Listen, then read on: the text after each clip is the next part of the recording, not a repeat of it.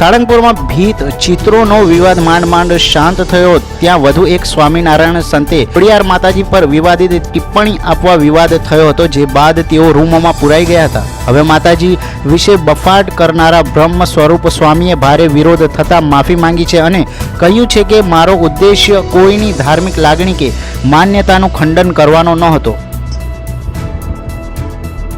Jay Swaminarayan.